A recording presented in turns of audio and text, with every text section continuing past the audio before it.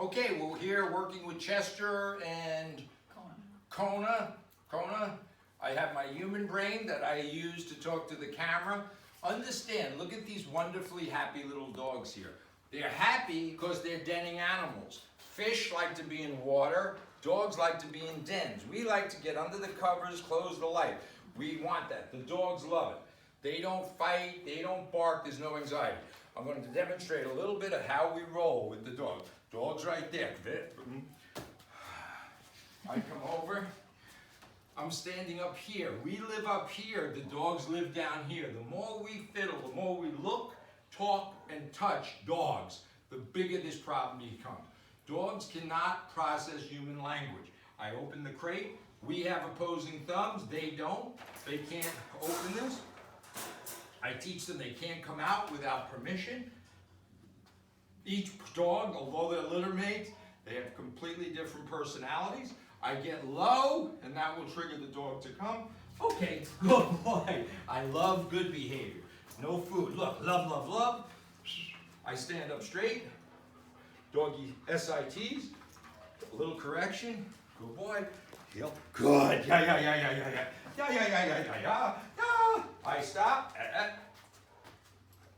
I pivot out my right. The dog stays. He's a little more active than I want him to come. Come. Good. There's our little recall on a 6-foot leash. Obviously, we need to do that on a bigger leash.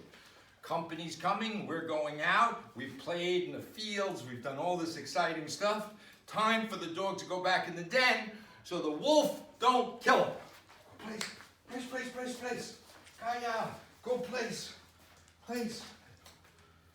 This is where he gets food. The only place in the universe the dog gets a treat. Look at this nice bacon. He doesn't get food at the kitchen table. I'll give him a little one. This is it. He gets the treat. He loves it. No talk, no touch. I go to my next doggy. Open. He can't come out without permission. What is the permission? The permission is dropping lows. Observe, please.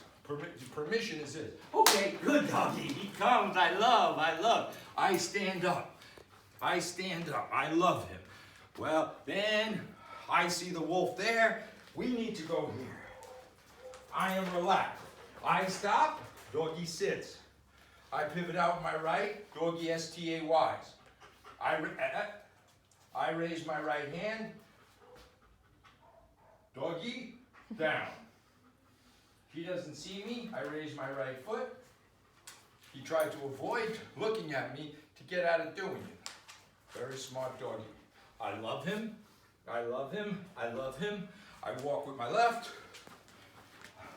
I go past all these mongrels. Hi, pup. This one was just looking, barking. Now, again, I hear the wolf. I need to go to the grocery store. He needs to go. Go place. Good. Go place. He gets pushed in. Good. Stays in. Treat. Look at the lovely beds. They're better beds than I got. Ow. I come over here and I practice. He can't come out. Let's see, you got a squeaky toy or anything? They're right there, throw. Here comes Santa Claus. Here it comes. He goes back, go place. Very firm, not abusive.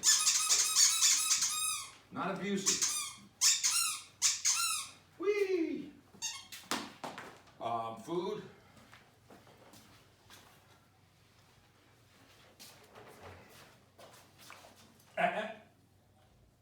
Good. This is a work in progress, by the way. Today's Monday, Sunday. We have about 4 days left to put this all together. The only place that these dogs get fed is in their crate. Chester lays down, doesn't want to be part of this nonsense. This dog thinks he's going to come out soon. Wrong. The other ones are paying good attention to class. They didn't bring me an apple. They're paying good attention to us.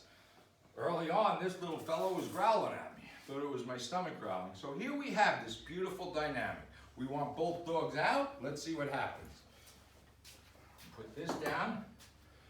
Okay, guys. Yeah! Babies. babies, babies. No jumping? Yeah, man. Yeah. Now here we are. What's the problem? Good doggy. Good. Good dog. Geniuses. It's really simple. Straightforward. We're going to put this all together. We go to the train station. The dogs have to subordinate to human beings, period. They're triggered by movement, sound, and touch. Movement, sound, and touch. So don't look, talk, or touch. And we have a wonderful thing. Let's see if they come to me. Guys, yes. Hi, my babies. Hi, my babies. Ho, ho, ho. Hey, hey. This is a pack. Ooh. Ooh, I correct, because he's getting too familiar with me. I correct. No fighting here. All right, say goodbye.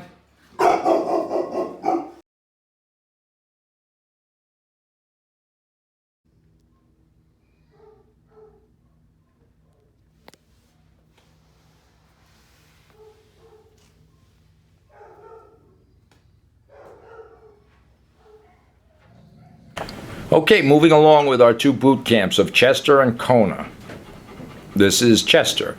Each dog, they may look alike and they may came from the same mother, but they have different personalities. So that nothing's going to change. We got to teach them to be on our left, and we have to recognize, we have to teach them what we want. We don't demand things that they can't process. Ashley's going to step out with her left and move around, and we're going to go outside. She turns left. Look at how nice and relaxed. The trick is Ashley's hands. There's no tension. She's just making left turns.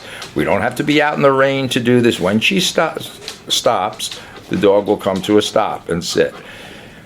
She loves the dog. The dog is required to stay there. So we praise good behavior. We're about a third of the way through this. A third, so that's pretty good.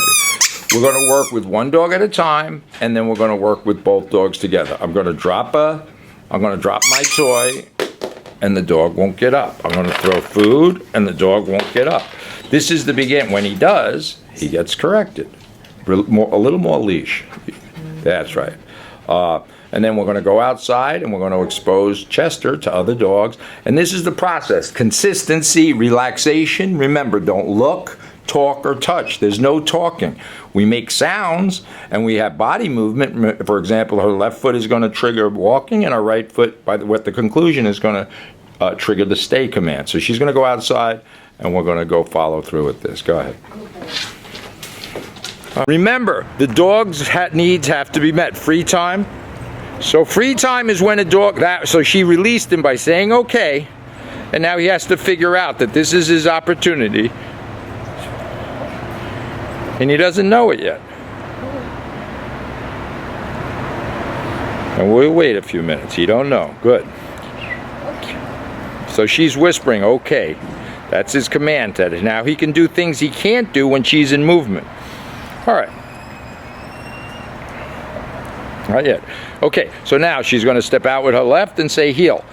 So that's back to work. Go straight.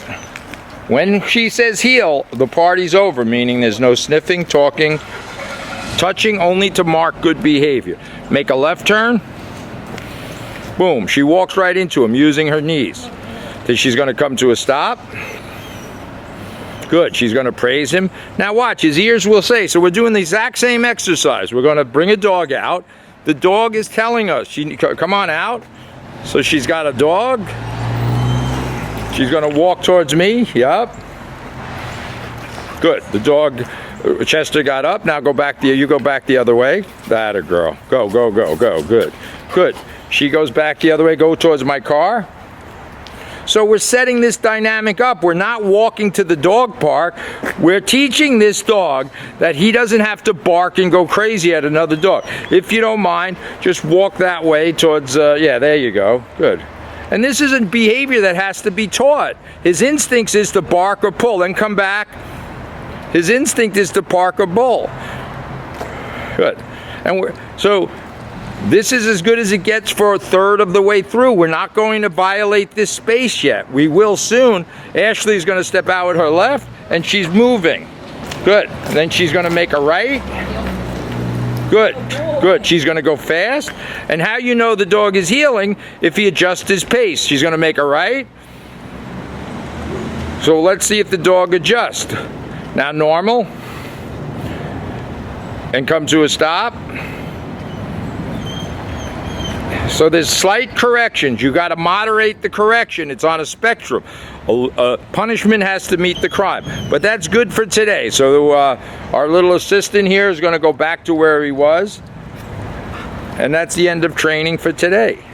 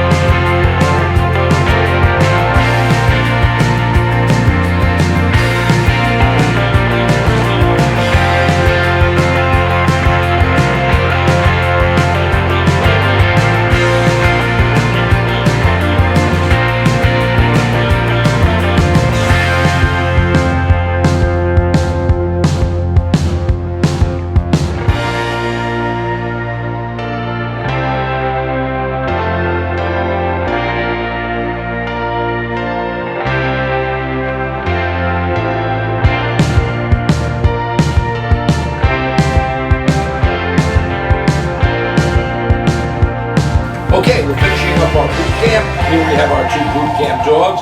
What we're doing is just pushing the envelope a little. The handler always has to be relaxed. There can never be tension on the leash. We can't hold the dog back. We're working with the 2 dogs. We have one, we taught him to get in his place and not get up. So this allows us to work with the 2 dogs separately. So I'm going to step out with my left foot, and that makes the dog move. I come towards the door. And I highly recommend the owner works with the dog separately. The next thing we have is Tuesday the 22nd. We have morning appointments available. If you're looking for an afternoon, the next afternoon we have Dog heels. Thursday the 24th. He sits when I stop. Lays down. Sorry, drop the we're leash. completely booked up for tomorrow. This is kind of advanced training. This is a little bit more than our basic obedience training. What we're going to do We is do them on Saturdays, just the next we're Saturday. going to cut, we have and we're going to until take one dog, put him in his den, and we're going to take Yeah, the we other put dog them out right to in run the around and do the recall. So remember, dog training is a process, and it has to be continually reinforced. So these dogs are 10 or 11 months old. They have a long life, and this has to be consistent. So we teach the dogs to go place, and that means they stay there. We don't have to look, talk, touch. We shouldn't be look, talk, and touch. We shouldn't be bending over. We shouldn't be pointing. I could drop food. I can drop anything. I could open this front door to the house. There's no triggers here. Leash and collar is on so we can reinforce this behavior. When these 2 dogs go back to the pet owner's house, they're going to be right back to where they were, unless the owner doesn't look, talk, or touch and become relaxed and reinforce what we've taught them. Thank you. All right. Close. All right, so here we are. The dog is in a place with a 6-foot leash on. Let's see if somebody can walk by without stimulating the dog. And again, space is an issue. If the dog gets too close, that would be a problem. So that was excellent. And you can come back, honey. Leash and collar's always on when the dog's under our supervision. Perfect. So you can see that. His ears are telling us he probably should be corrected, but that was fine.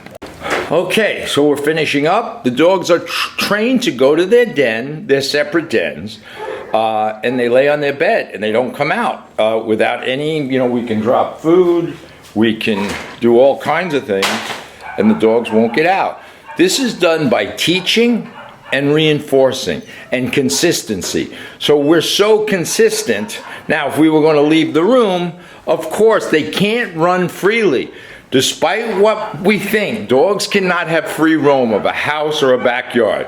All dogs are always supervised, especially 10-month-old dogs. These are young dogs, adolescent dogs. They're not fully mature, so they need structure, and they sleep perfectly fine in here. So, you know, it's something that without this, you're going to go many steps backwards with the dogs, but that's certainly a personal choice. When we want the dogs, all we're going to do is the leader of the pack, in this case is Ashley. She's just going to, now the dogs are, you don't need to be an animal behaviorist. They're laying down, they're relaxed. Now the leader is just going to drop low and clap her hands and the dogs will come to her. Go ahead. Okay, boys. And she's going to love them, love them, love them, love them, love them.